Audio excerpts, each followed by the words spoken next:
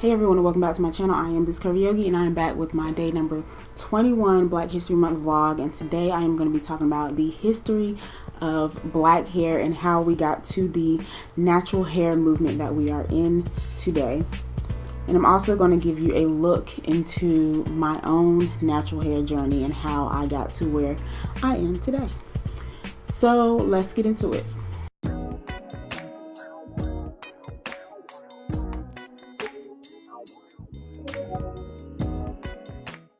And so first, like I said, I wanted to start off with a brief history of black hair and how we got to where we are today. And so let's start with the history of black hair back before we were even brought to this country, so back in Africa. So in Africa, of course, your hair made a statement about who you were or about the tribe you were from or your wealth status or status in general. And so of course, if you had more things in your hair, like maybe some of the shells, or if you had different beads or the amount of beads that you had, all of that would attest to your status or your wealth or your tribe back then. And they also had their own elaborate combs that they used. They spent a lot more time on their hair. They spent a lot more time on their hair, like washing it, styling it, and oiling it. And of course, when you move to the 1700s, when we were brought over here, then all of our tools and oils and styling methods were taken away from us. So we didn't have the tools that we needed to actually take care of our hair. And so of course, in slavery, you'll see more people with head wraps. And so the head wrap was to help to cover our heads because we didn't have what we needed to take care of our hair. So fast forward to when our women started to be raped by the masters, and then we start seeing the rise of light-skinned children and mixed children and those with curly, silky, smooth hair. And so then you have the rise of the curly hair and the good hair, as people would say.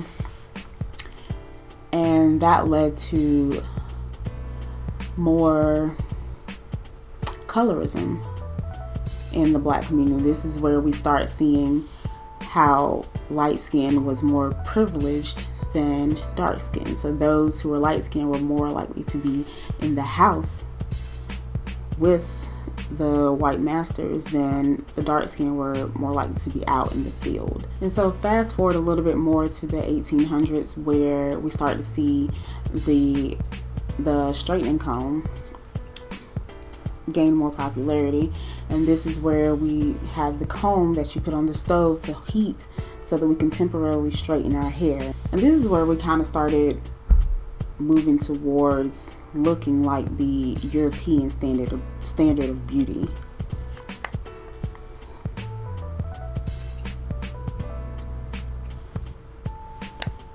So fast forward a little more to the 1900s, where Madam C.J. Walker started to come out with her own line of hair care products, and they helped with the press and curl style. And she was actually one of the first female American self-made millionaires. And so this was around the same time that Garrett Morgan figured out a way to create a relaxer from a solution that was used to reduce needle friction on wool. And so you can see right there, when that's the method that he was using to make a relaxer, you could see how it could be damaging to our hair. It's unnatural, of course, but does that sound right, y'all? And so after that, the male relaxer was introduced, and then soon after that, the female relaxer was introduced. And so after that, the male relaxer was introduced, and then soon after that, the female relaxer was introduced. And so this is when we started manipulating our hair, trying to make it straight and more manageable, and then moving towards more of the European standard of beauty. And so fast forward to the 70s, when the Jerry curl became popular, and this is when we see a spike in the use of relaxers and moisturizers and activators. And this is also the time where the Black Power movement was going on. So you see activists like Angela Davis who were wearing their froze out, and this also sparked the interest in wearing our natural hair or wearing our afros. And so in the 80s and 90s is when we start to see more braids, weaves, wigs, and dreadlocks.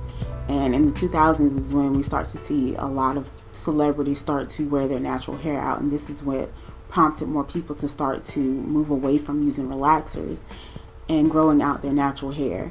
And this is where we all started to try to learn about our hair, learn how our hair works and how we need to care for it properly.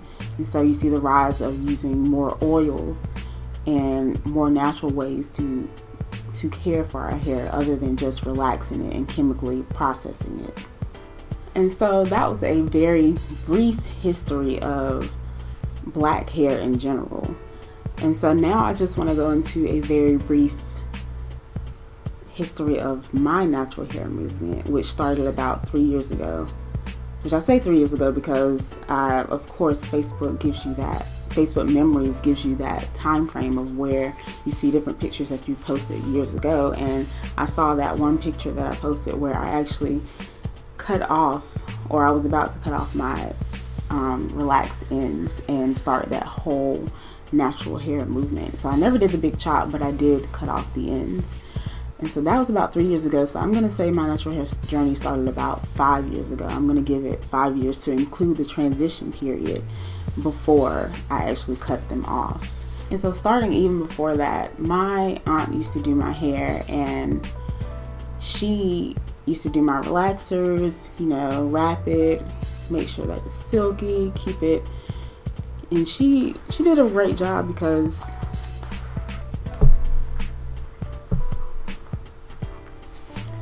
and so even starting before that, my aunt used to do my hair, and she had her own salon, so I never had to go to a salon and sit for hours to get my hair done or wait to get my hair done.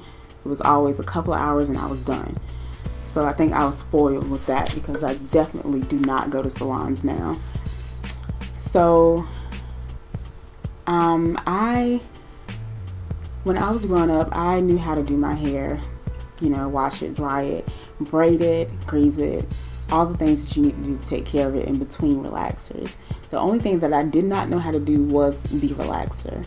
And so my decision to actually go natural was kind of easy because that was the only thing that I didn't know how to do with my hair. And so I did the same thing as my mom did. My mom learned how to do her hair at an early age as well because her mom did not know how to do her hair. And so she learned how to do it, and I learned how to do it when I was younger. And so that was the only thing that I did not learn how to do was the relaxer. I didn't have an interest in trying to do it. It was just like the process scared me and I just didn't want to. So I just let someone else do it the whole time. And so of course, like I said, that decision was easy for me because now as I am natural, I can do everything to my hair now. I don't have to have anyone else do it. I don't have to go sit in the salon all day. I can do it myself. And so starting with the transition period, I was literally getting a relaxer every month and a half because my hair was so thick and it was just, to me, it was unmanageable and I needed to go ahead and do it that often. But of course, I wanted to try to transition out of it. And so in order to transition out of it, I had to train my hair to not be so used to getting it that often. And so I gradually moved it up to every 2 months. And then did that a couple of times. Then I moved up to every 3 months. Did that a couple of more times. Then I moved it up to every 4 months. Did that a couple of more times. And then finally I just let it grow and I just kept washing it and keeping it moisturized and waiting for all of the relaxed ends to grow out. And that took maybe around 8 or 9 months, maybe a little longer. But that was the point where I posted that picture that I was telling you about earlier, and I'll actually show you guys. So this is the picture where you can see that my hair was in a fro. Well, not a fro, it was in a puff, and you can see around the edges where the relaxed ends were still kind of hanging off, and it wasn't that many left. And so after I took that picture and posted it, that's when I actually went back and cut off those ends. I was like, I'm not waiting anymore, I'm just gonna cut those ends. It was like an inch or two that was left.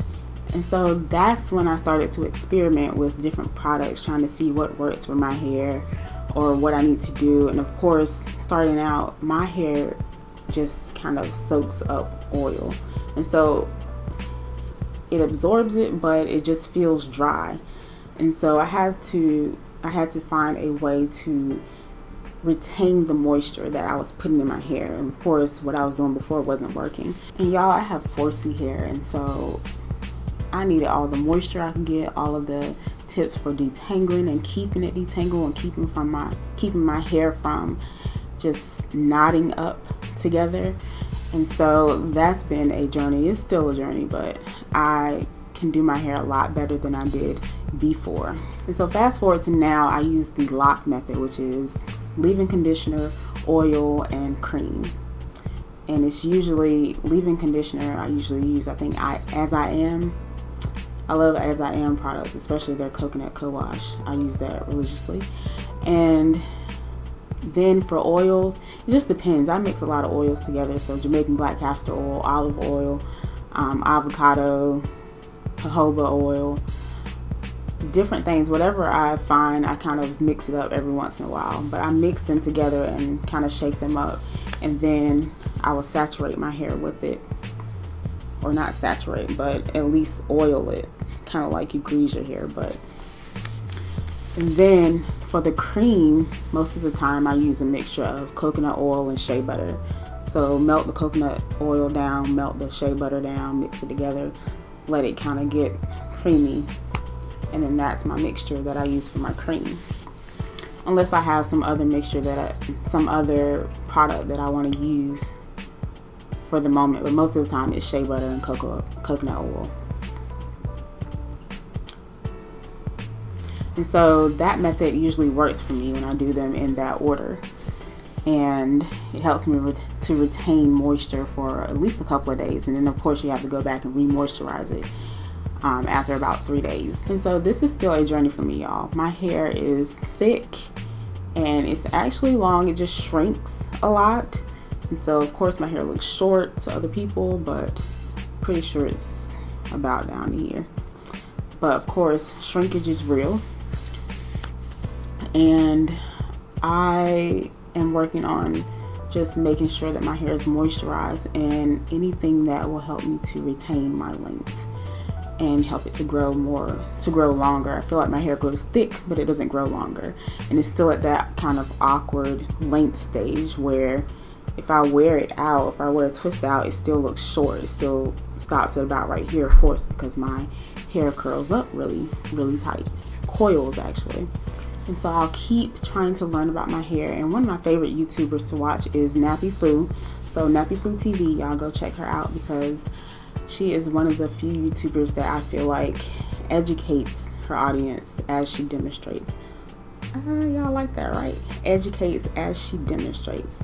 That's a good one. But I love her channel. I love that I can see somebody who has the exact same type of hair that I do. And hers is actually long. Mine hasn't gotten to that point, or maybe I'm just not stretching it out enough. I stretch it out and it still shrinks up a little bit, but it's still a work in progress. But that's it. That was my natural hair journey in a nutshell. And so I'm going to end this video with a couple of different pictures of the different styles that I've had over the past 3 years, protective style and regular styles that I do with my own hair. And you guys let me know what you think. Let me know down in the comments, how has your natural hair journey been? Have you been natural? Do you not wish to go natural? Are you still using a relaxer? Like, what has your hair journey been in general? Let me know down in the comments. And remember, guys, I will be back tomorrow with another Black History Month vlog. This month is almost over, so thank you for sticking with me until now, and I will see you guys in my next video.